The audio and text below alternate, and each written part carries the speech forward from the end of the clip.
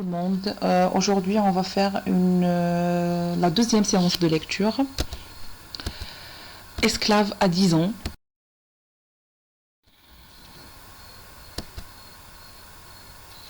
Donc, la dernière fois, je vous ai donné ces deux illustrations, d'accord? Je vous ai donné de bien de les observer et d'émettre, d'accord, vos hypothèses, de les écrire sur votre fichier parti avant la lecture. Donc, les questions que je vous ai proposées la dernière fois, qui sont ces personnages? Où sont-ils? Que font-ils?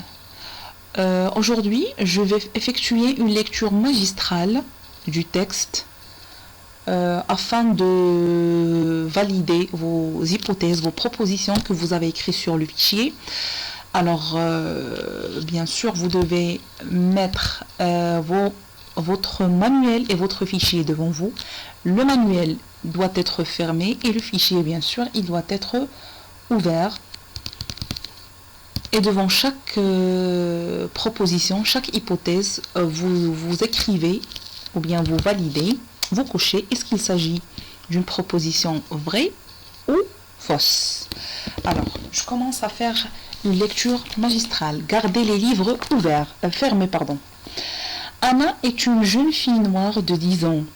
Elle a été vendue comme esclave sur un marché du Venezuela dans une riche famille. Antoine, un jeune Français, est venu pour faire la classe aux jeunes enfants de la famille. La petite Anna, qui travaille toute la journée, est attirée par cette classe. Lorsqu'elle en avait l'occasion, Anna se proposait pour aller faire le ménage dans la salle d'études. Alors, dans la pièce désertée par les enfants du maître, elle ouvrait les cahiers, les livres, essayait de glisser entre ses doigts une des longues plumes maculées d'encre et faisait mine de tracer sur le papier des arabesques. Un jour, elle s'enhardit à saisir une craie et tenta de continuer sur le tableau la ligne de L majuscule laissée inachevée par Doloré. La craie glissait sur la surface noire avec ce petit crissement qui lui était devenu familier. Que ces volutes étaient jolies, mais comme elles étaient difficiles à reproduire, absorbée par l'effort, elle ne vit pas Antoine apparaître à la porte et sursauta violemment lorsqu'il lui dit, d'une voix pourtant douce, « Bonjour, petite !» La craie tomba, se brisa en plusieurs morceaux. Anna sentit son menton trembler, elle allait pleurer. « N'aie pas peur, tu n'as rien fait de mal », poursuivit Antoine. Tu t'appelles Anna, n'est-ce pas?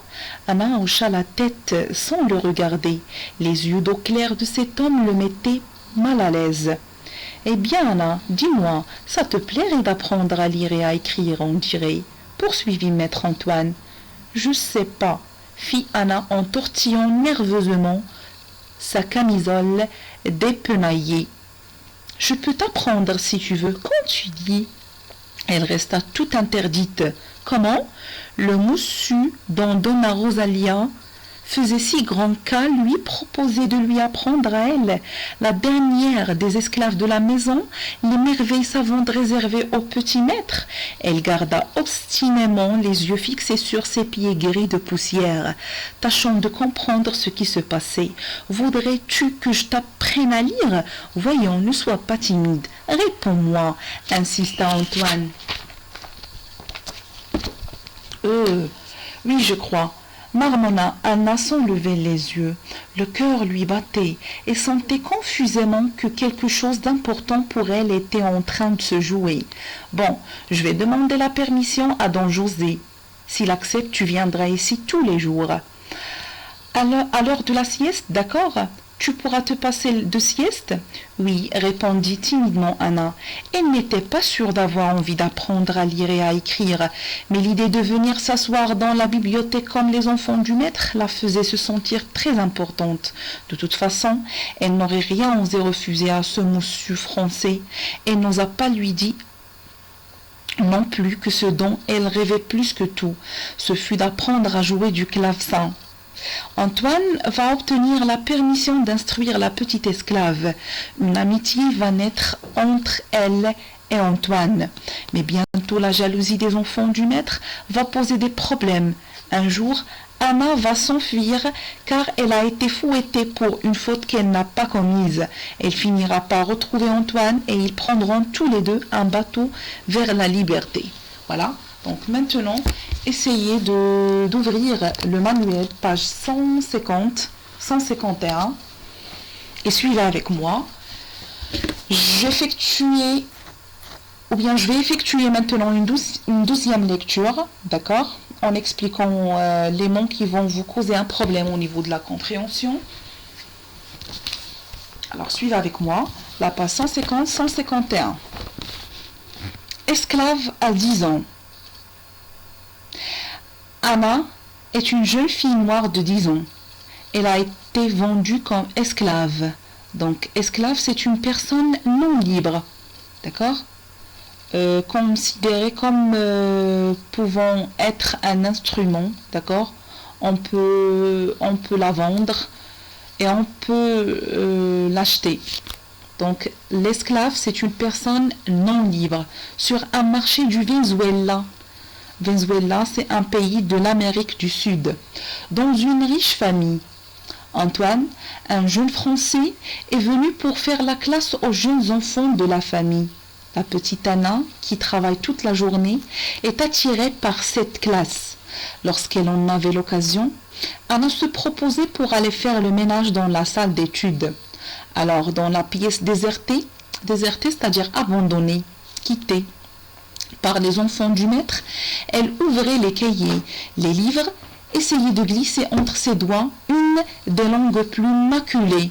Maculée, c'est-à-dire tachée d'encre, et faisait mine de tracer sur le papier des arabesques. Un jour, elle s'enhardit, c'est le verbe s'enhardir, c'est-à-dire prendre confiance, à saisir une petite craie et tenta de continuer sur le tableau la ligne de L majuscule laissée inachevée par Doloré. La craie glissait sur la surface noire avec ce petit crissement. Crissement, c'est un bruit de ski crisse qui lui était devenu familier. Que ces volutes, d'accord, ils ont déjà expliqué le mot volute, comme des arabesques. Et les arabesques, ce sont des formes, d'accord, à partir des courbes.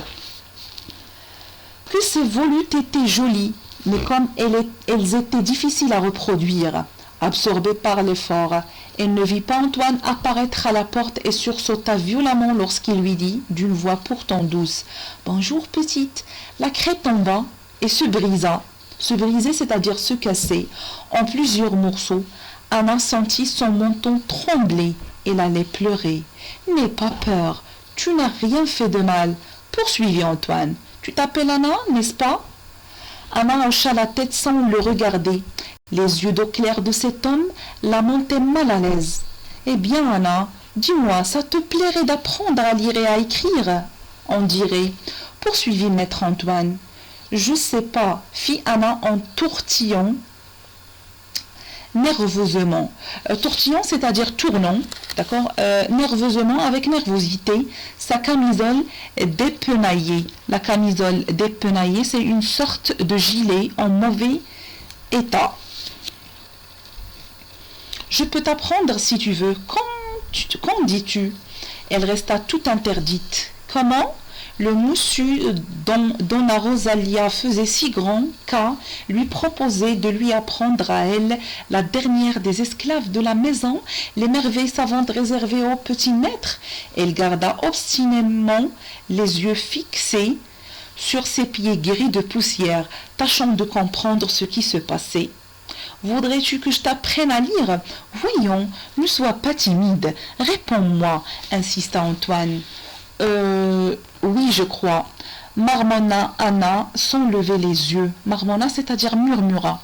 Le cœur lui battait. Elle sentait confusément que quelque chose d'important pour elle était en train de se jouer. Bon, je vais demander la permission à don José. S'il accepte, tu viendras ici tous les jours. À l'heure de la sieste, d'accord? Tu pourras te passer de sieste? Oui, répondit timidement Anna. Elle n'était pas sûre d'avoir envie d'apprendre à lire et à écrire, mais l'idée de venir s'asseoir dans la bibliothèque comme les enfants du maître la faisait se sentir très importante. De toute façon, elle n'aurait rien osé refuser à ce monsieur français. Elle n'osa pas lui dire non plus que ce dont elle rêvait plus que tout, ce fut d'apprendre à jouer du clavecin. Clavecin, c'est un instrument de musique à clavier. Antoine va obtenir la permission d'instruire la petite esclave. Une amitié va naître entre elle et Antoine, mais bientôt la jalousie des enfants du maître va poser des problèmes. Un jour, Anna va s'enfuir car elle a été fouettée.